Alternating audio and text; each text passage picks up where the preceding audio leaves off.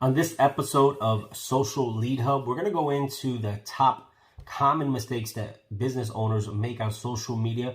We're going to get started in 3, 2, 1.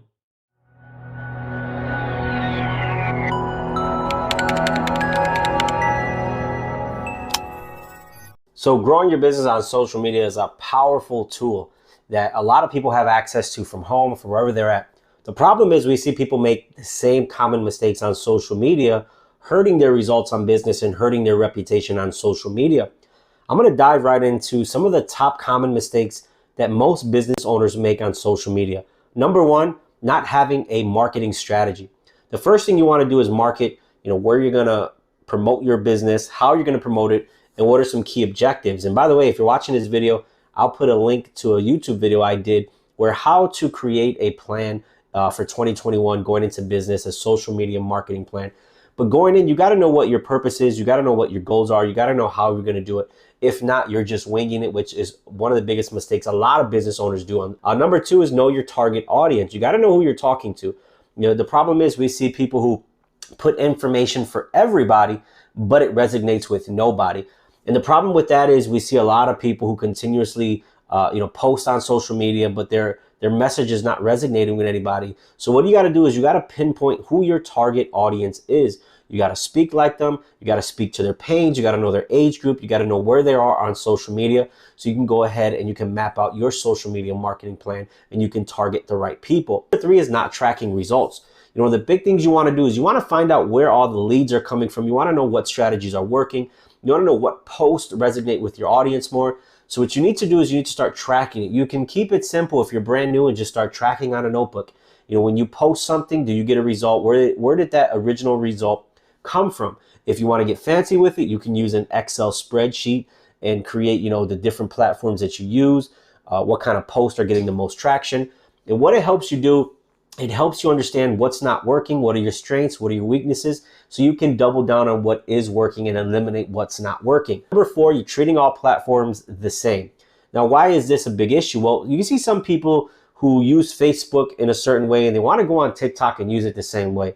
But unfortunately, not all platforms have that same kind of structure. So you got to know how each different platform works. What is the different target markets on each platform? So you can post the proper content accordingly. Number five is inconsistent posting. And this one's huge. Here's why.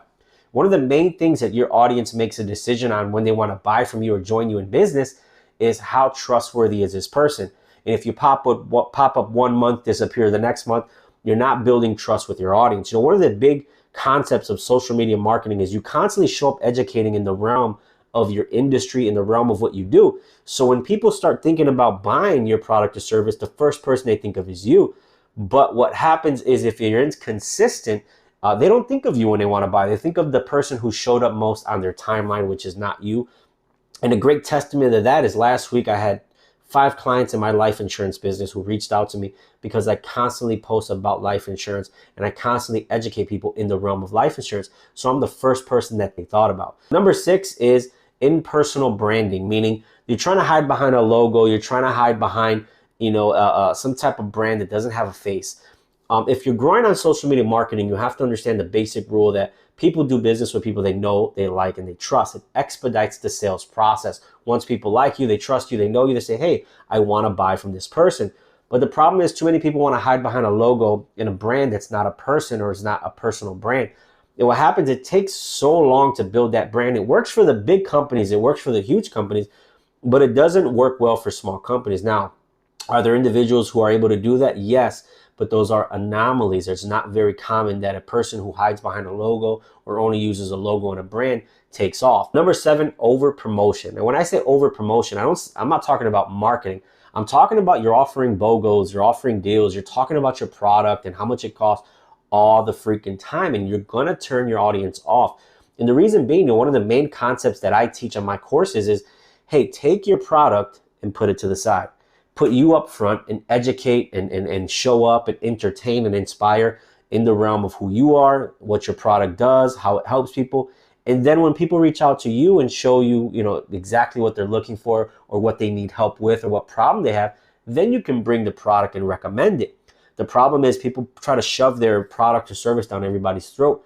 and that doesn't work for social media marketing. You look like the rest of the MLM reps. You look like the rest of the network marketers who are just talking about their product too much. Number 8, you're ignoring the comments and the feedback of your audience when they do comment. So sometimes they might have, some critiques for you. Sometimes they might have a comment that says, hey, you should do this. And if you don't respond, there's a few things that happen. Your audience feels ignored. You don't improve because you're not, applying the feedback. And why is that? It's because a lot of business owners have a big ego. When they see feedback on their post, they automatically get defensive, therefore turning off their audience. Sometimes that's very good feedback. You want to pay attention to a comment. Hey, I like this feedback. Thank you. And you want to talk and not get defensive, but have a good conversation with your audience so you can learn how to improve. Number 9, posting content without an objective. Before I go online, especially when I do like a Facebook Live or some type of video content, I want to know what I'm educating on, but I also want to know, what is the purpose? Do I want to set up an appointment? Am I trying to get people to sign up for my, my lead magnet? Do I want people to check out a video? Do I want people to visit a website? Do I want people to DM me? Do I want people to call me? What happens is it helps with my call to action, meaning at the end of my video, I say, hey, if you like this information, feel free to do this. There's always a next step. Why is that important? Well, obviously my audience knows what to do if they want to take another step or learn more. But when my audience shares my videos, now their audience knows what to do if they want to take another step and learn more or book an appointment or just have a conversation about, some of the specifics that I went over in my video. Number 10, fake followers. We've seen this big on Instagram where people were buying followers. Now, what happens with that is, number 1, you get no engagement, so nobody's really responding to your content. And number 2, the most important, you get no conversion because this is fake people. You may look cool with a bunch of followers, but the truth is you're on social media to get conversions. You're on social media if you're marketing to turn strangers into clients and recruits and leads and whatever else you're looking for in your business. Fake followers are going to do nothing. So make sure that you don't fall for that. And then it looks bad because people can now tell based off the people who are following you if you bought followers or not. And then you get punished. Once the platforms find out that you bought followers, they punish you and they put your content in front of less people. Last but not least is not tracking your social media return on investment.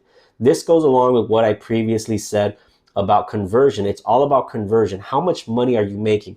Where is the bulk of your money coming from? Is it coming from Facebook? Is it coming from TikTok? Is it coming from Twitter? Where is your money coming from? And then what type of posts does that come from? When you can pinpoint where your ROI is coming from, it allows you to expand on your strengths. It allows you to eliminate your weaknesses, or it may say, hey, this platform is giving you the most of your revenue. You should double down on that content and get better. So what happens is it allows you to improve your strategy to get better and better and better.